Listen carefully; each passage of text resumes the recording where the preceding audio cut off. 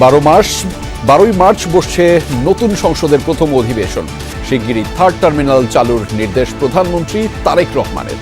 আওয়ামী লীগ আমলের সহস্রাধিক মামলা প্রত্যাহারের সিদ্ধান্ত। গভর্নমেন্টের আমলে যে সমস্ত অধ্যাদেশ প্রণয়ন করা হয়েছে সেগুলো উপস্থাপন করা হবে, সুপ্রস্তাব হবে প্রথামাফিক এবং রাষ্ট্রপতির ভাষণ হবে। বাংলাদেশের সাথে সম্পর্কে তৃতীয় কারো হস্তক্ষেপ চায় না চীন। বর্তমান সরকারের সাথে কাজ করতে চায় ভারত।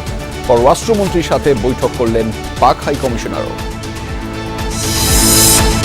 পর্যায়ক্রমে শিক্ষকদের সব দাবি সমাধানের আশ্বাস শিক্ষামন্ত্রীর। বান্দরবানের লামা থেকে ফ্যামিলি কার্ডের প্রাথমিক কার্যক্রম শুরুর সিদ্ধান্ত। জুলাই আন্দোলনে যাত্রাবাড়ীতে তাইম হত্যা মামলায় 11 পুলিশ কর্মকর্তার বিরুদ্ধে বিচার শুরু। জাহাজবাড়ীতে জঙ্গি নাটক, শেখ হাসিনাকে আত্মসমর্পণে বিজ্ঞপ্তির নির্দেশ।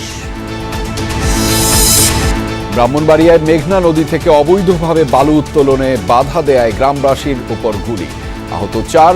মহালের বাইরে থেকেও বালু তুলছে ইজারাদার সহ একটি চক্র। ফজরের নামাজের পর থেকে ডেজার সন্ত্রাসীরা আতর্কিতভাবে আমাদের এলাকার মানুষের উপরে হামলা করে বাধা দিতে হয়ে গেছে, আর সাথে গুলির আওয়াজ না।